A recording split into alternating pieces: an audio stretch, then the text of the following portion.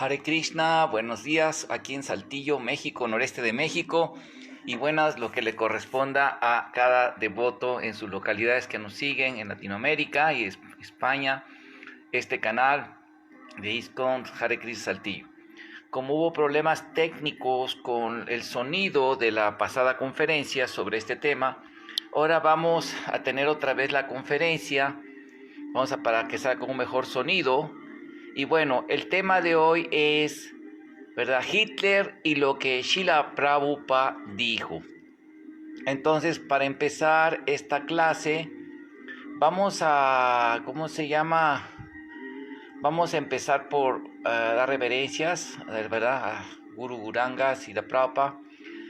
Om Ayanati Mirandasya Yananyana Salakaya Chakshuru Militan Yena Tasmai Sigurave Namaha Si Chaitanya Manovistan Estapitan Yena Bhutale Soyan Rupa Kadamahyan Dadati Swapadantikan Si Krishna Chaitanya Prabhu Nityananda Dvaita Gadahar Si Vasadigora Bhaktavrinda Hare Krishna Krishna Krishna Hare Hare Hare Rama Rama Rama Hare Hare. Bueno, para poder hablar este tema, que es un tema, digamos, sí es importante analizarlo, porque es un tema, ha habido una tesis, un discurso que se ha introducido en ISKCON, especialmente entre personas que son, digamos, que tienen preparación académica, y que a veces presentan conferencias, incluso algunos discípulos de Srila Prabhupada que no tienen mucha preparación académica, pero que también han hecho libros, incluso sacaron un manifiesto de Vaishnavas Pronazis, ¿no? Algo así que se oye chistoso, quizás no lo sepan los devotos, donde sacan muchas citas fuera de contexto, en los que tratan de apoyar tendencias así de ese tipo. Bueno, y hay otra, digamos que esa es una corriente de tipo, podemos decirle, superioridad blanca, ultraderechista, pero hay otra corriente también que es de tipo progresista. El progresismo se le llama así por los expertos en filosofía política, aquellas tendencias de neomarxistas, neoultraliberales, neopostmodernistas que están de boga ahorita, que están en moda en la actualidad, especialmente que hablan sobre todos esos temas, ¿verdad? Ahorita vamos a hablar más a fondo.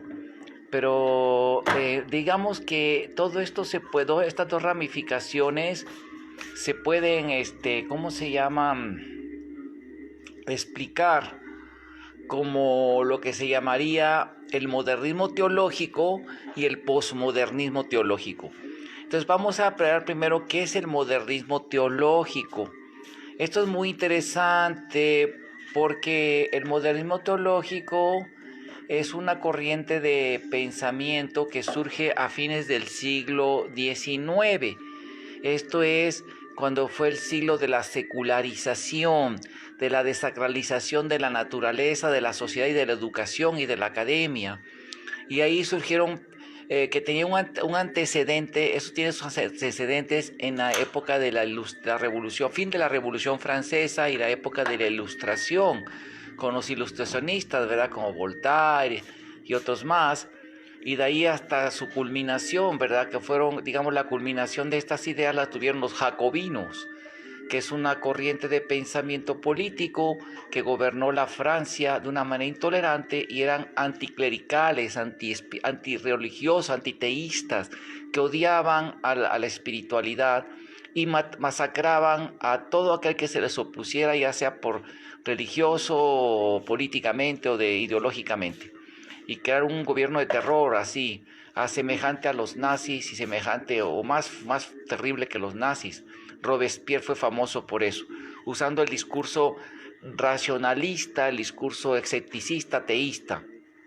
Bueno, pero su repercusión más fuerte de esta corriente vino cuando en el siglo XIX Este discurso se tomó fuerza y se reforzó con las ideas de nihilismo de Nietzsche, ¿cómo se llama? Nihilismo existencialista nietzscheano, ateísta, de Dios está muerto, y como ningún religioso puso oposición, no pudieron derrotarlo. Agarró muchas fuerzas con sus ideas. También primero los hegelianos racionalistas, que aunque no eran anti Dios, ¿verdad? Eran anti, ¿cómo se llama? Religión. No eran así materialistas, pero sí ponían en duda la religión cristiana, ¿no? De ahí surgieron, luego viene el pensamiento de Darwin, con el naturalismo darwiniano, con todos los naturalistas pre-Darwin, ¿verdad? Todas las teorías materialistas que eliminan de todo lo sobrenatural de la creación, de la naturaleza, y quieren explicarlo todo como producto del azar, de así por sí mismo, sin Dios, y eliminar todos los aspectos metafísicos y supernaturales de la naturaleza y de la historia y del hombre, en todo eso. Otro pensamiento así jacobino, neojacobino, vino con el marxismo, o sea, el materialismo dialéctico y el materialismo histórico. De hecho, es famoso que Marx dedicó a Darwin su libro. Y esto esto influyó hasta el psicoanálisis freudiano, las ciencias sociales, y una postura más moderada vino con Auguste Comte. Auguste Comte en Francia, que creó la filosofía positivista y creó la religión positivista, la cual reemplazaba, con la idea de reemplazar la religión católica. Esto fue la filosofía de la ciencia, que todo lo que no fuera empírico, comprobable por la observación, por la experimentación, se tenía que rechazar. No se puede, porque esas cosas eran la metafísica, no se podía aceptar en la ciencia, no se podía aceptar como verdades así, sino era como fueras cuestiones de fe y para la vida individual, aunque tampoco se pueden demostrar. Y creó una religión, de hecho creó templos en Brasil, en varios lugares, y deificó a su esposa, que se la adorara como la diosa madre, como la Virgen. Hizo un santoral de calendario, famoso su libro Catecismo Positivista. Y esta fue la filosofía que contaminó la ciencia. Ante la ciencia, como lo demuestran todas las culturas, incluso Occidente, los científicos, Kepler, Galileo, Newton, todos ellos utilizaban las ciencias para glorificar al Ser Supremo, a la divinidad, para entender el mundo espiritual. O sea, era un mundo dualista entre espíritu y materia, neomeno y fenomeno. O sea, los dos aspectos, ¿verdad? El neomonal y fenomenal, mundo material y espiritual. Pero todo eso fue quitado y predicado en la academia, y que se creó el secularismo.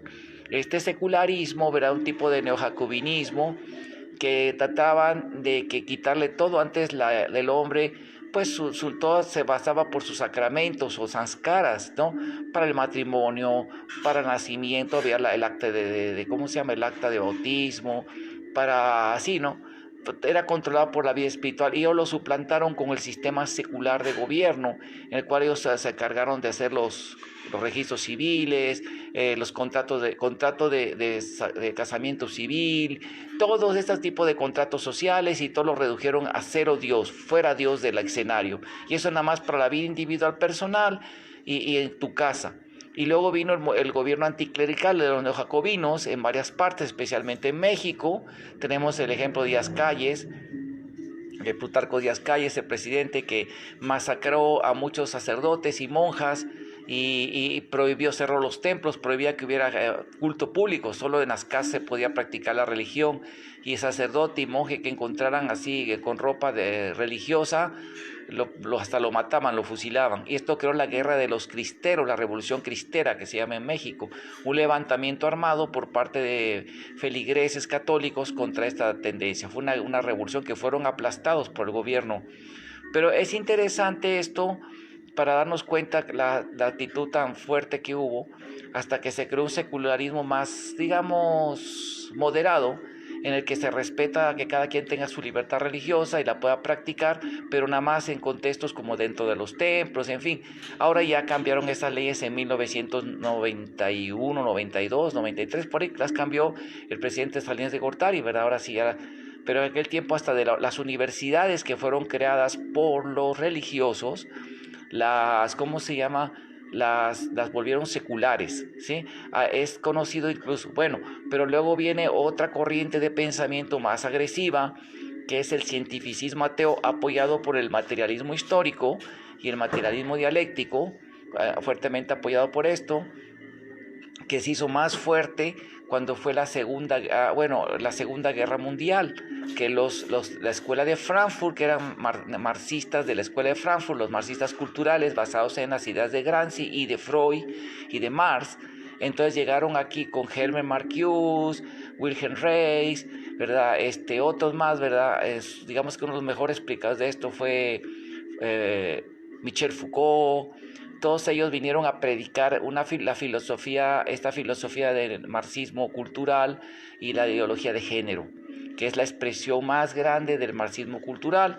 Viene el feminismo marxista, el LGTB, todos esos grupos así, ¿verdad?, basados en esas ideologías que tienen como objeto cambiar la cultura, las estructuras culturales como familia, etcétera, en nombre de derechos, de minorías, que sin duda son reales, porque eso es interesante, que estos pensamientos como marxistas materialistas parten de problemas reales, de problemas, por ejemplo, minorías abusadas, así, todas esas cosas que fueron ciertas, pero que digamos que ellos lo llevan a un extremo máximo y así. Bueno, el materialismo, el modernismo teológico surge en el siglo XIX, en el cual los teólogos, en lugar de refutar o poner una posición para refutar todo ese naturalismo, darwinismo y todas esas ideas materialistas, readaptan la teología a interpretarlo de la perspectiva darwiniana y naturalista.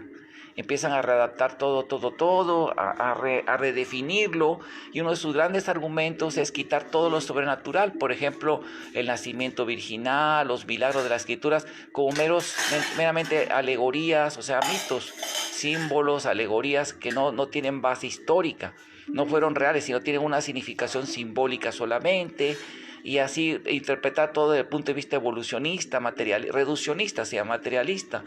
Incluso llegan al punto del humanismo, en el cual algunos religiosos de esto dicen, no importa si Jesús existió o no, no importa si existe el cielo o no. Ellos no aceptan que exista el infierno, y ellos dicen que lo más importante es ser un buen ser humano. ¿Sí me explico? Una buena persona, un hombre empático con los demás y llevarse muy bien con todo. Así es la teoría. Prabhupada de eso habló en el Isopanisha, estaba escuchando en la mañana, ¿no? Ahorita que estaba teniendo las deidades, como Prabhupada cuestiona que todo eso es como el remiendo de remendar un cuerpo muerto, o sea, un adorno, un cuerpo muerto, realmente eso, pero luego hablamos de eso. Pero el punto aquí es que se creó esa idea de que, ya no importa el mundo espiritual, no. Lo más importante es ser un buen ser humano, vivir la vida bien, ser buena onda, la empatía con todos, el humano sobre lo más, humanismo. De hecho, el marxismo es humanista, pone al humano como lo máximo, lo supremo, lo mismo Freud, lo mismo todos ellos, ¿no? Que la humanidad es el Dios, así dicen, aunque a fin de cuentas dicen que luego es el Estado y son los líderes comunistas, los dioses. Muy bien. Bueno, entonces esta ideología dice que hay que estar reinterpretando y actualizando constantemente las escrituras, y así humanizando, haciendo humano a las figuras religiosas, ¿verdad? Como Krishna, Cristo, todos esos son seres como muy humanos. Y es el modernismo teológico, ¿no? Que también se llama ateísmo metodológico, que se utiliza en los estudios de religión, que contaminó incluso los estudios de religión, la teología misma. Ahorita hay universidades que tienen facultad de teología y que enseñan pura esa teología modernista, materialista, hipercriticismo de los textos sagrados, la negación de lo supernatural, ver como seres humanos normales a las figuras, a los santos, a los acharyas, a las figuras religiosas en sí. Así reducirlos, ¿verdad? Ver que se equivocan, o sea, verlo así, ¿no? Y nada más tomar el aspecto humano, ser buena onda ahorita en esta vida. Muy bien. Luego viene el posmodernismo teológico. Esto ya está más basado en las ideas de, ¿cómo se llaman?, marxistas. Por ejemplo, viene la teología, la interpretación teológica de la Biblia desde el punto de vista del marxismo, con la teología de la liberación. El ser humano es el centro, ayudar a los pobres, puramente lo humano, el ser humano y la naturaleza también. Hay cuidar la naturaleza, que es muy bueno y todo eso, pero principalmente a los sufridos seres humanos, ¿no? Y luego viene las teologías como la teología queer, los derechos de las personas que tienen atracción por el mismo sexo, ¿verdad? La legitimación de esa conducta, borrar las escrituras, reinterpretar los textos de las escrituras que condenan esta actividad, que no aceptan este tipo de conducta en el ser humano y lo vuelven a redefinir, ¿cómo se llama eso? Traducir. Expertos en el idioma le sacan otros significados para hacerlos más moderados o cambiar el significado de los textos y así a justificar esta conducta, ¿verdad? Que hasta que es bendecida. Un ejemplo de la teología queer es cuando el Señor Jesucristo llegó un centurión romano, dicen los teólogos queer, a decirle: Señor, mi sirviente está muy enfermo, salva con tu. Yo sé que si tú lo pides, tú dices que salve, que se cure, porque estaba muriendo, se va a curar. Y Jesús Cristo: yo nunca he visto tanta fe en ninguna parte como esta persona. Por tu fe ya él ha sido salvado y verdad ya será sano. Así. Entonces es interesante porque dicen ellos que los romanos, como los griegos, tenían la costumbre de los lefebos, ¿no?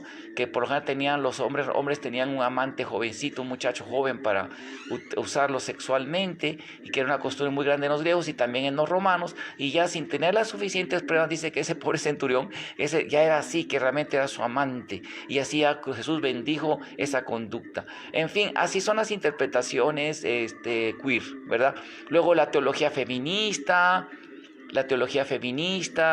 la teología feminista también, la teología de la liberación negra, son teologías que vienen a partir de las estrategias que estableció Gramsci. Él dijo que la revolución, decía Gramsci, el padre del marxismo cultural, que la revolución no se iba a dar, ¿verdad?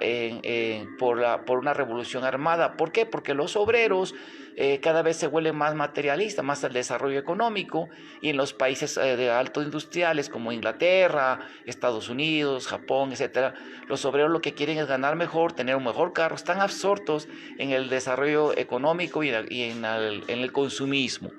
Bueno, entonces ellos hacen el discurso de que tenemos que, como vieron que en Alemania también no pasó así, que ahora lo que tenemos que hacer nosotros como comunistas, no como dijo Marx, dijo Gramsci en sus cartas desde la cárcel, en su libro de cartas sobre la cárcel, él dice: tenemos que más bien infiltrarnos en la educación para convencer a la educación universitaria.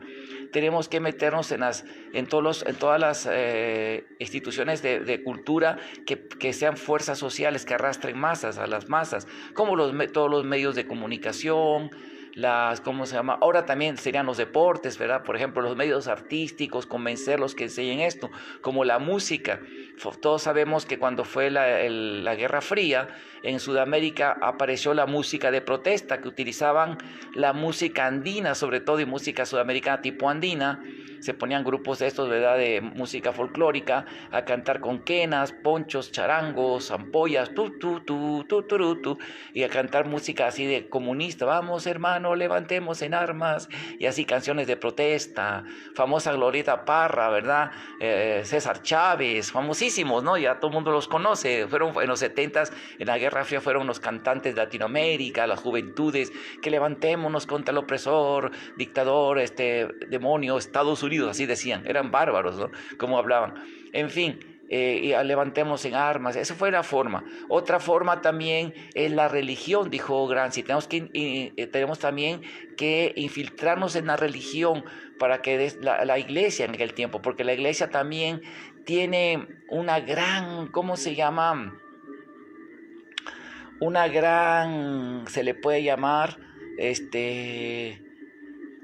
¿cómo se llama? Influencia, arrastra muchas masas sociales, y ahora también los deportes, por eso ya también.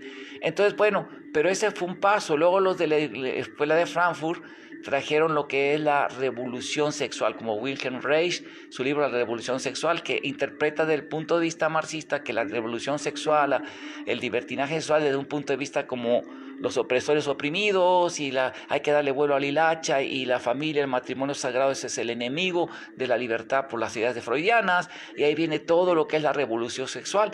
En Estados Unidos destacaron personas como este famoso que Prabhupada, de hecho le interesó a Krishna, lo utilizó muy bien para predicar, Albert Gisbert, y toda esa filosofía hippie, ¿verdad?, de que eran así, neomarxistas culturales, de esa idea de Frankfurt, y todos con todos, pansensualismo, todo tipo de conductas, digamos, lo que se le llama libertinaje sexual, ahora se llama diversidad sexual.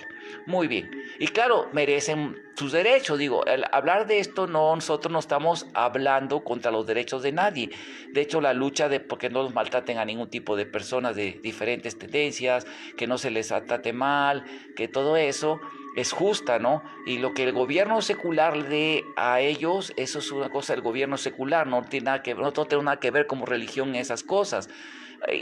Ahora el gobierno secular y democrático en todos los países tiene como leyes que, ¿cómo se llama?, que se respeten los derechos de todos los seres humanos. Sí, o sea, nosotros, por ejemplo, como devotos de Krishna, no como otros grupos religiosos, que grupos religiosos así van y hacen protestas, por ejemplo, en los desfiles sagrados de otras religiones, como el Ratha, ¿no? Y van con pancartas de odiamos demonios, el infierno, ídolos, y así van, ¿no?, año con año a fastidiar, o van a fastidiar, por ejemplo, a las marchas de estos grupos de lucha social, ¿verdad?, de feminismo, derechos de mujeres, derechos LGTB, derechos así, y van y los están acosando en el camino con altavoces, se van al infierno, insultando con palabras bien insultativas, ¿no?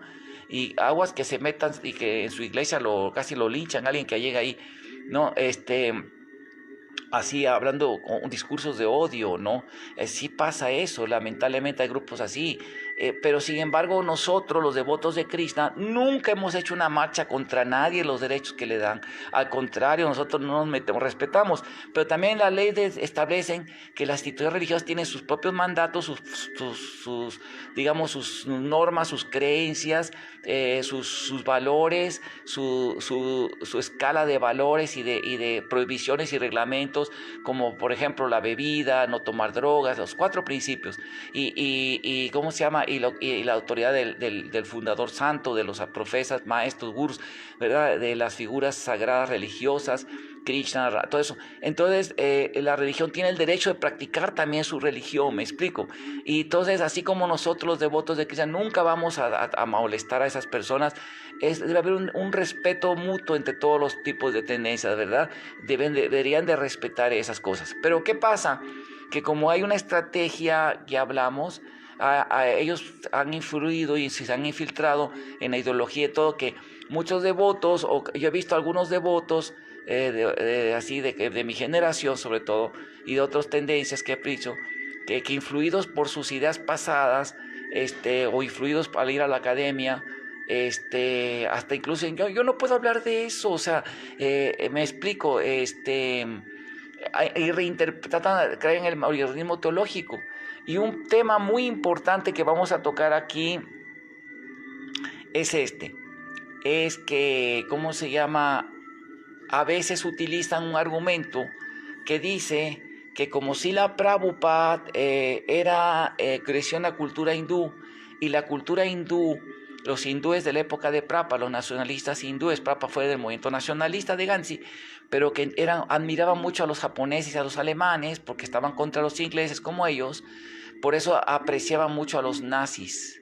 Y por eso Prabhupada, entonces con eso ellos dicen que Prabhupada dijo cosas que estaban equivocadas, como que Hitler era un gran caballero, que Prabhupada que decía que Hitler no era tan malo, y ya con eso, aquí está, ya estuvo.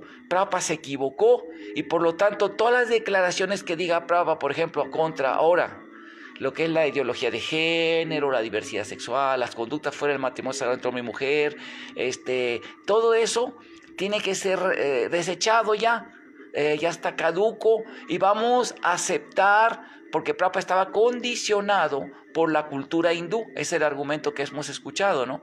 Que no, entonces Prabhupada estaba equivocado y eso tenemos que echarlo y actualizarnos con un discurso, dejar a Prabhupada superado y aceptar ahora sí todas esas propuestas que vienen que están en moda, y así vamos a ser más aceptados y vamos a expandir, vamos a ser más empáticos, buenas almas en este mundo. Seremos muy, ¿cómo se llama? Muy aceptados, etcétera, etcétera, etcétera. Es un discurso, digamos, de tendencia progresista, y la tendencia neonazi dice que se creen devotos de que es neonazis, que dicen que no, ya ven, Prabhupada aceptaba que Hitler era bueno, y Hitler hasta dicen que Prabhupada que era un empoderado Satyavesha Avatar, y algunas declaraciones que hizo Prabhupada, por ejemplo, que los judíos estaban muy interesados en ganar dinero, así, ¿no? Existe, etcétera, etcétera. O que dijo de los británicos, vamos a leer estos. Pero bueno, y esto es muy perturbador. ¿Cómo? Imagínense, Prabhupada equivocado. O sea, esto suena bastante fuerte. Bastante fuerte, ¿verdad? Bueno, muy bien. Bueno, para irnos un poquito más rápido, vamos a ver una cosa. Vamos a ver qué realmente Srila Prabhupada dijo, porque si no se vuelve un relajo. Para empezar, vamos a hablar esto. La historia, no me había presentado para los que no me conocen. Bueno, yo tengo un doctorado en filosofía de la historia, y la historia, cuando hice mi tesis doctoral, que está editada en la editorial académica española, y como investigador del Dharma College International, de la Universidad Internacional Americana, ¿verdad? Y he sido profesor he dado cursos, conferencias en muchas universidades, y así, ¿no? Mis trabajos académicos están en varios sitios académicos, en journals académicos, en fin. Pero bueno, aquí el punto es que vamos a hablar. Hay una regla en hermenéutica, ¿sí? La hermenéutica esa se llama Mimamsa, ¿sí? Porque todo esto es una cuestión de hermenéutica, es una disciplina académica. Y la hermenéutica tiene una regla que dice que un texto, si su contexto o si no tiene, es un solo pretexto. ¿Sí me explico? Es solamente un pretexto. O sea, vamos a ver qué Prabhupada realmente dijo. Para empezar, Prabhupada dijo varias cosas. Vamos a empezar. Que Prabhupada dijo que, para empezar, estableció 3 fuentes diferentes de autoridad, ¿sí? 3 fuentes de autoridad. Una línea epistemológica de evidencias. Primero que todo, Prabhupada dijo, y ahorita voy a leer las cartas, Prabhupada dijo que sus libros son la más grande evidencia. Lo dice en una carta de julio 20 de 1907, que la manda a través de Tamal Krishna. Dice Prabhupada, dice así: por favor, acepta mis reverencias. Ok, yo he sido instruido por Sina Gracias y la Prabhupada a contestar tu carta, julio 9 del 77. En discusión yo te voy a resumir lo que Prabhupada desea en cuanto a tener accesos a todas sus cintas de Golden Avatar, con el propósito de transcribirlas y así en forma manuscrita y publicarlas después para hacer referencias cruzadas de una forma u otra. Su divina gracia no estaba muy entusiasta de esta idea. Srila Prabhupada comentó: no es necesario, o sea, tiene que ¿cómo se llama? Las cartas, las conversaciones, ¿sí? De las cartas, lo que grababan, o sea, que no fueran sus libros. Dijo: no es necesario, mis libros son suficientes. Permíteme que todos mis discípulos lean mis libros. Esta idea va a crear una carga. Ay, se me adelantó, se me volvió sin querer, piqué la tecla que volvió a levantar hasta arriba el texto. Vamos a seguirlo. Dice Prabhupada. Ya va, ¿eh? O sea, Prabhupada está diciendo que no es necesario ¿cómo se llama? Sus cartas, ¿sí me explico? Que sus conversaciones sean grabadas, ¿sí? Prabhupada dice que no. ¿Por qué? Porque esto iba a crear una carga innecesaria. Aquí estamos, ya seguimos, dice. Mis libros son no solamente suficientes. ¿Ok? Dice, porque esto hará una sobrecarga y habrá muchas lecturas, muchas interpretaciones. Permite que ellos que dijeran una sola cosa: mis libros. Todo lo que yo quiero decir está en mis libros. Si no, todo se va a ver superfluo. Dile a él que se concentre en mis libros, no en estudiar tales transcripciones de mis conversaciones. ¿Qué creen que lo que yo dije en esta conversación no estará en mis libros? esto. O sea que los libros, las conversaciones de Prabhupada tienen mucho menos valor epistemológico, o sea, valor autoritativo, porque a veces Prabhupada hablaba cosas que no eran, hablando chastra, hablando, me explico, hablaba puntos de vista, de ideas así, no era la autoridad, no tienen autoridad absoluta, me explico. Solo cuando son que se hicieron libros o en conferencias sí, pero las de así, las de las caminatas, solo cuando Prabhupada, este para un libro con vida, pero de la vida, preguntas perfectas, respuestas perfectas, muy bien. Ahora, en cuanto a las cartas, porque a veces acá, esta carta, bueno, en esta conexión yo te pido a ti, no circules todas mis cartas, me dije a ti. Las cartas son algunas veces personales y confidenciales. Si todas estas cartas están circulando, va a haber una reacción adversa. Ya hemos tenido un indicios de esto con las cartas. Yo te mandé a ti con Sereta Kirtananda y Hayagriva. Así en el futuro, por favor, no circule mis cartas que te mande. Todas mis cartas que sean para ti deben ser consideradas como confidenciales. Si tú quieres que todas ellas sean circuladas, tú primero puedes preguntarme antes de hacerlo. Abramananda, septiembre del 26. ¿Qué nos da a decir esto? Esto nos está diciendo Srila Prabhupada que las conversaciones, esas conversacioncitas así que tuvo, que no son clases, cuando dio clases Prabhupada, porque sí grabó las clases, conversaciones así, si no están apoyadas por el Shastra, si no están apoyadas por sus libros, no tienen un valor universal. Las cartas lo mismo, son para personales, ¿no? Con una carta así no puede uno establecer la conclusión, el Siddhanta de Srila Prabhupada. Muy bien. Ahora, ¿dónde los que argumentan que Prabhupada, era pro-Hitler, pro-nazi o algo así?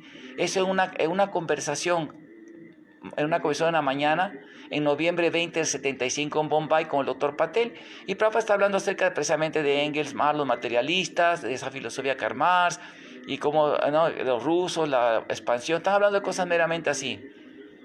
Y están haciendo así, que Nehru también era, ¿cómo se llama que ellos dieron muchos libros a Nehru y Nehru también, y Prabhupada dijo, Sabí Barajostakara, que son los perros, asnos y puercos adoran otros asnos animales, así.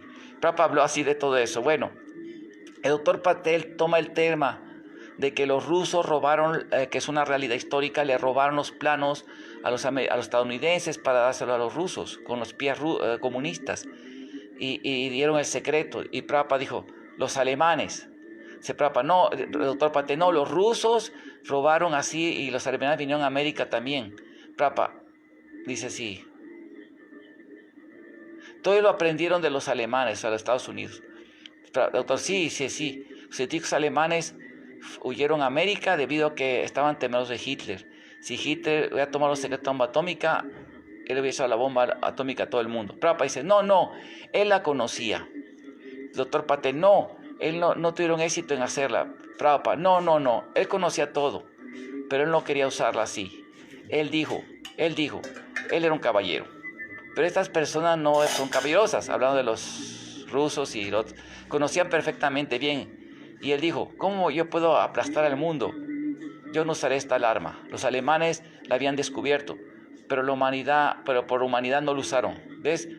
En cambio, ustedes, estadounidenses y otros países, le robaron hacia los alemanes. Muy bien, vamos a hablar de este tema. Esto quiere decir que Srila Prabhupada ya por eso era pro-nazi, porque dijo así. Prabhupada está hablando ahí. No, él en ese sentido.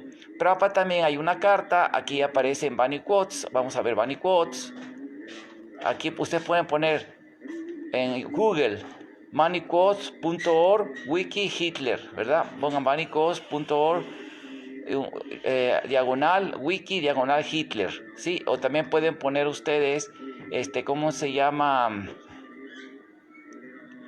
Pueden poner Prabhupada quotes on Hitler, ¿sí? Y va a aparecer Bani Quotes, ahí van a encontrar, ¿sí? Ahorita vamos a leer. En esta parte, Prabhupada, ahorita vamos a hablar lo que dice, pero especialmente dice que un hermano de él, que era discípulo de Bhaktisiddhanta, fue ahí y le habló todas estas cosas, que él escuchó estas de acá. Un hermano espiritual que era un niño, un jovencito criado en la Alemania nazi, ¿sí? ¿Qué quiere decir esto? que esas personas, los nazis también tenían un programa de, como dijo Goebbels, el jefe de propaganda nazi. Si una mentira se dice constante y continuamente, abiertamente y continuamente y constantemente en los medios, en todos lados, la gente la va a creer, no va a dudar que sea mentira. Entonces esos muchachos crecieron con esa adoctrinación. Entonces esto se llama dos cosas. Hay la historia oficial, la historia de bronce, y la historia underground, la historia de los vencidos, de los de abajo se le llama, ¿no? La historia de los de abajo. Muy bien, la otra versión de la historia. Entonces, para empezar, estas declaraciones, para poderlas comprobar o rechazar, se tiene que hacer una investigación muy profunda, ¿sí? Muy profunda, porque es un hecho que, bueno, luego vamos a hablar de esta situación, sí. Es difícil creerlo, porque efectivamente los alemanes son todas sus armas modernas en la Segunda Guerra, no es que las tenían, las aventaban contra la guerra, que siga perdiendo la guerra. Es dudoso de que no, ¿verdad? Y la historia cuenta, y oficial, hecha por los ingleses, cuenta, y porque así que tenían una fábrica para hacer un proyectil, un misil balístico, así como hicieron el B-2, que usaron contra Londres, pero para dispararlo hasta Nueva York, el misil de Nueva York, y que iba a tener cabecilla nuclear. Y lo estaban construyendo ya, pero los comandos ingleses se metieron, y americanos, a la fábrica, y abrieron la fábrica y pusieron luces para que los bombarderos ingleses bombardearan la fábrica, la destruyeron. Esa es una versión histórica oficial que existe. Otra, que los comandos ingleses en Suecia, Suiza creo, o el lugar que no estaba, que estaba dominado por los nazis, Suecia creo fue, ¿verdad? En uno de esos lugares fue que unos países que sí, que no estaban, los alemanes estaban allí dominados, tenían el agua pesada, el agua de uranio, sí, el agua pesada radioactiva, y la llevaban en barcos, pero los comandos pusieron bombas y sabotearon los barcos, y por eso no pudieron hacer la bomba nuclear, los alemanes. Entonces, ahora, es un hecho que todas las cuestiones técnicas alemanas de armas que tenían los alemanes están en museos, ¿no?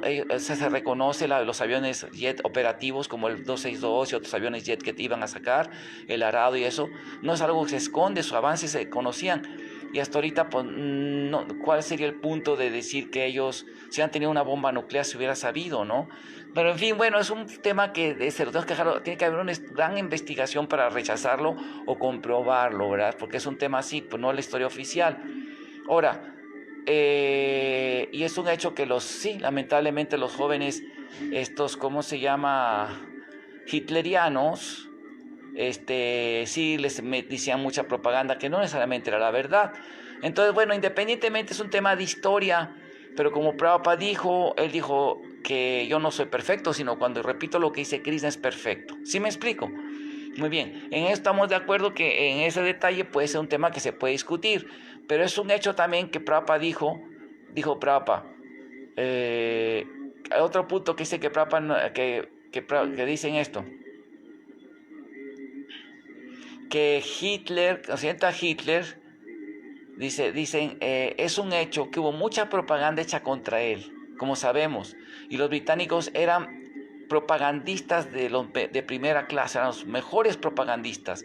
Yo he escuchado de su oficial, que su oficial hicieron todo sin informarle a él, justo como en nuestro disco, a veces muchas cosas falsas pasan. Prabhupada dijo esto, Prabhupada dijo el otro, pero nosotros no tenemos que ver nada con Hitler en nuestro evento de conciencia Krishna. No se deben con tales ideas. O sea, ¿qué está diciendo aquí Srila Prabhupada? Que los británicos fueron grandes propagandistas. Sí, es un hecho científico. En la guerra, pero una de las guerras, la guerra de información, la guerra de conciencia. Y es cierto que los británicos y los aliados siempre han sido muy buenos a utilizar los medios de hacer propagandas.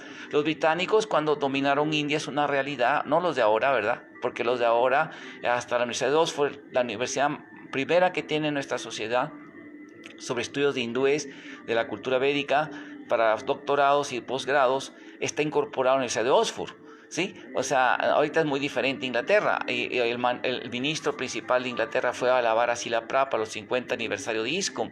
O sea, ha cambiado mucho. Pero los británicos coloniales, sí, de la época victoriana, ellos sí hicieron mucha falsa propaganda. O sea, inventaron la teoría de la invasión aria. Esa teoría se cree en los ámbitos académicos, pues es una falsedad total. No hay prueba ninguna, lo han dicho ¿cómo se llama? Jonathan Mark Clayton, el doctor Lewis Schaffer, arqueólogos de Mohenjo-Daro, que no hay ninguna prueba arqueológica de ningún tipo, ninguna prueba de que hubo invasiones arias. Son especulaciones que no tienen comprobación, como también lo dijo Morris Winternis, otro erudito especialista en sánscrito y todo eso, y varios otros especialistas. No hay prueba. También la cronología mülleriana, que los textos védicos son muy recientes, más recientes, en 1500 el Rivera y todo eso, no hay prueba de eso. Y también Udo Luther también ha dicho lo mismo, que no hay una manera de probar la antigüedad. Los puranos son muy antiguos. Pero todo eso se enseña. Hicieron muy mala propaganda, que la India incivilizada. La verdad, o sea, es famoso eso de parte de los británicos y de muchos otros países. Hacer mala propaganda. Cuando iba a ser la Segunda Guerra, hicieron una falsificación haciendo tanques de plástico para que pensaran y barcos así falsos, para que pensaran que iba a ser la invasión por una parte, que no era, y la invasión fue por las famosas playas Ojama y otras por ahí, ¿verdad? O sea, sí hubo mucha desinformación en la, en la Segunda Guerra Mundial. Así es. Entonces, así es la cuestión. Hubo mucha desinformación. Entonces, esta es la cosa, que hubo mucha desinformación por parte de los británicos. ¿Sí? Bueno, lamentablemente estoy solo y voy a tener que atender a la puerta. Permítame tantito. Voy a poner así la cámara. Y no, es que aquí lo estoy haciendo con mi teléfono y no puedo, No puedo, ¿cómo se llama? Estoy en una clase, si gusta esperarme tantito, voy a estar como 20 minutos todavía, no hay problema. Espere tantito, sí. Ok, ya tengo una persona. Bueno, ahora sí, seguimos con la clase, perdón, ahora sí. Muy bien. Entonces sucede que sí, que los alemanes los británicos hicieron mucha propaganda, eso es cierto, pero Prabhupada no negó. Hay cartas de Prabhupada. Vamos a ver lo que para sintetizar esto, vamos a ver lo que dijo Prabhupada sobre Hitler. Prabhupada no apoyó esas cosas. Mira lo que dice Prabhupada. En sus libros, que son la máxima autoridad, encontramos que Prabhupada dice, vamos a leer el Gita, que dice, en el Bhagavad Gita, dice 13.18, 17.14, dice, Hitler... Dice, lo pone como un demonio. Dice, las personas que están enamoradas de pasión adoran a demonios. Durante la Segunda Guerra Mundial, un hombre en Calcuta adoró a Hitler porque pensaba que la guerra le hizo ganar mucho dinero, una gran riqueza, y en su trato con el mercado negro. Simplemente enamorada de pasión, ignorancia, la gente elige un hombre poderoso para que sea Dios. Entonces Prabhupada dice que es un demonio. Y ahí en todo el Bhagavatam, aquí lo estoy pasando las citas, miren, Vanipedia, pueden verlos. Prabhupada dice que lo compara hasta con Hiranyakashipu, con Mussolini, con tanta gente asura, dice que fueron barridos, que todas esas son gentes así que fueron barridas. Entonces, en ninguna parte Prabhupada dice que esas personas fue un hombre bueno, y dice que mató a miles. Prabhupada dice, o sea, Prabhupada nunca fue así, ¿no? Y que también era una farsa todo eso de los arios y todas las cosas. Entonces, para concluir, ¿verdad?, esta clase, así, podemos ver que todo, aquí hay muchas, que Prabhupada habla de todo esto, ¿no? O sea, no es así, o sea, me explico, o sea, no es cierto que Prabhupada fue a favor de los nazis, cosas así, ¿no? Y además, como le digo, o sea, me admira que alguien quiera utilizar. Ahora, en cuanto que con esto ya invalidamos otras declaraciones de Prabhupada sobre, por ejemplo, de las mujeres.